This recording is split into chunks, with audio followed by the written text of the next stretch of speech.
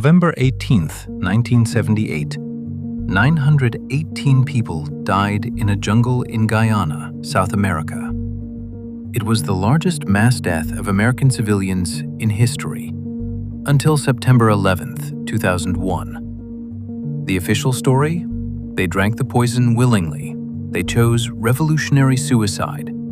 Their leader, Reverend Jim Jones, had told them death was preferable to capture, and they drank. But the autopsies told a different story. Injection marks were found on many of the bodies. Cyanide had been administered in ways inconsistent with voluntary ingestion. Armed guards stood at the perimeter of the compound. People who tried to leave were forcibly restrained, and among the dead were 304 children, who did not choose anything. Also among the dead, Congressman Leo Ryan of California, shot on an airstrip while trying to leave with people who had begged him to take them home. The only US Congressman ever assassinated in the line of duty. This is Jonestown, and the word voluntary has never stopped being complicated. Jim Jones founded the People's Temple in Indianapolis in 1955. He was, by most accounts, a genuinely charismatic preacher who built one of the most racially integrated congregations in America, at a time when that was extraordinarily radical. The temple provided food, housing, addiction rehabilitation, and community to people who had been discarded by mainstream society. The poor, the elderly, African Americans in a segregated country. By the time the temple moved to California in the 1960s, it had become a political force. Jones cultivated relationships with local politicians, provided voter mobilization, and built a public image as a progressive, socially transformative movement. Mayors, senators, and future vice presidential candidates attended temple events. But behind the public face, something very different was developing. Jones had become addicted to prescription drugs. He preached increasingly apocalyptic sermons. Members were subjected to marathon meetings, sleep deprivation, and public catharsis sessions, in which they were required to confess their failures and submit to collective judgment. Those who questioned Jones were publicly humiliated. Those who left were tracked down. In 1977, as investigative journalists began asking questions, Jones moved his congregation to a jungle clearing in Guyana, a place called Jonestown, from which leaving would be effectively impossible. Jonestown in 1978 was not the paradise Jones had promised. The tropical heat was brutal. Food was inadequate. Members worked 12-hour days. Jones addressed the community daily over loudspeakers, often at 3 a.m. to prevent sleep. He rehearsed what he called white night drills. The community would be assembled, given a liquid, and told they had been poisoned. When they didn't die, Jones told them it had been a test of their loyalty.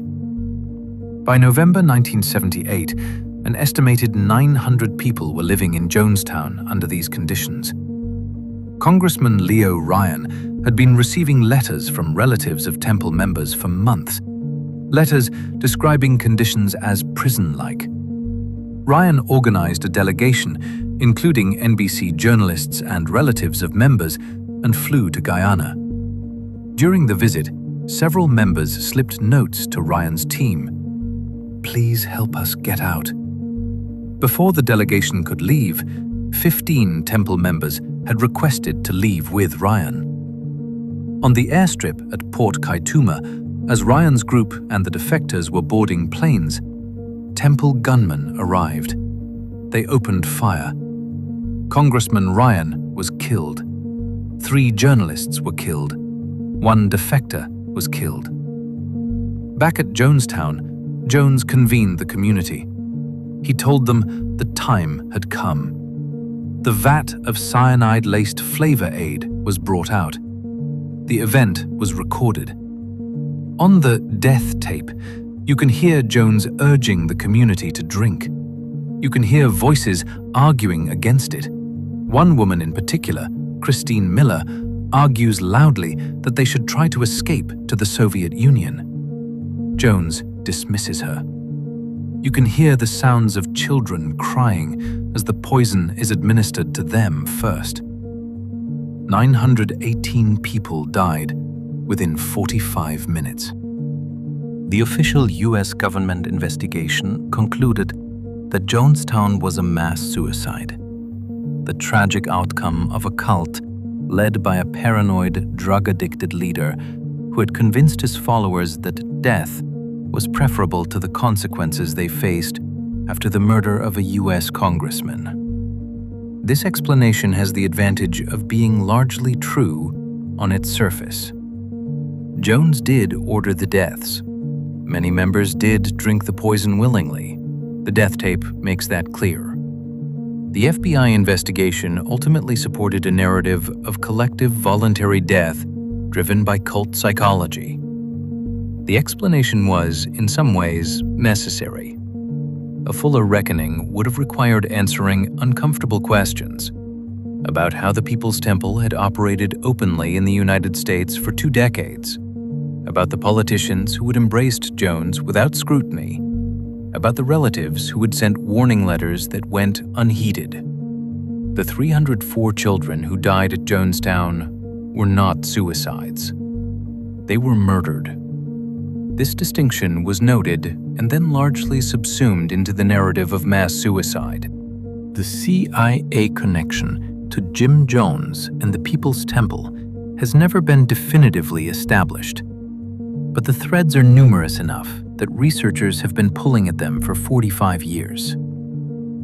Jim Jones grew up in Indiana and, in his early 20s, traveled to Brazil, a common Cold War destination for CIA operatives, where he spent several years before founding the People's Temple. His return coincided with a period of intense CIA infiltration of leftist American organizations under the COINTELPRO program. Several former Temple members and independent researchers have alleged that CIA informants were embedded within the People's Temple from early in its history. Some have pointed to the fact that Richard Dwyer, the deputy chief of mission at the US Embassy in Guyana, was present at the Port Kaituma airstrip when Congressman Ryan was killed. On the death tape, Jim Jones can be heard saying, "Take Dwyer on down." Dwyer's CIA connections were later confirmed. Some researchers have argued that Jonestown was not a spontaneous mass suicide, but a deliberate massacre, that the revolutionary suicide narrative was a cover for the elimination of a community that had become a liability. Others have suggested that the temple's extreme mind control techniques were consistent with CIA behavioral research conducted under MK-Ultra. None of this has been proven. Much of it cannot be proven. The relevant files remain classified or were destroyed. What we do know, a US government official with confirmed CIA ties was on that airstrip. The most sensitive files about Jonestown remain restricted, and 918 people died in a jungle with no way out. How does a movement that began with genuine social justice work end with 918 deaths? How do intelligent, educated, well-intentioned people follow a leader to the point of death? The psychological literature on this consistently suggests that the answer is not that cult members are uniquely weak or foolish. The mechanisms that lead people into cults are the same mechanisms that drive ordinary social behavior, simply applied in an extreme and exploitative way. Social psychologist Robert Cialdini identified 6 principles of influence that all high control groups exploit: reciprocity, commitment and consistency, social proof, authority, liking, and scarcity. The People's Temple deployed all of them masterfully. But perhaps most relevant to Jonestown is a concept called thought stopping, a technique documented in cult psychology research in which members are trained to interrupt their own critical thinking when it begins to produce doubts. Through prayer, meditation, repetition, or in the temple's case, public confession, the internal voice that says, "This is wrong," is interrupted before it can complete. Over months and years, the capacity for independent critical evaluation is genuinely diminished. By November 1978, the people of Jonestown had been subjected to years of sleep deprivation, isolation from outside information, systematic dismantling of their critical faculties, and rehearsals for exactly this moment. Many of them, when the time came, were not making a choice in any meaningful sense. They were executing a deeply embedded pattern. In Evergreen Cemetery in Oakland, California, there is a mass grave where many of the Jonestown victims are buried. For years it was unmarked. In 2011, a memorial was finally installed, a wall of names. Most of them are African American.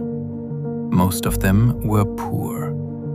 Most of them had come to the People's Temple because it offered community, hope, and a vision of justice in an unjust world. They deserved better than Jim Jones.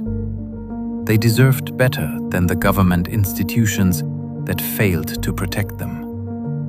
They deserved better than a narrative that reduced their deaths to a cautionary tale about cults, while burying the harder questions in classified files.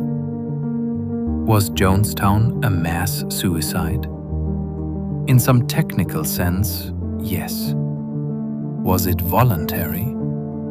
For 304 children, no.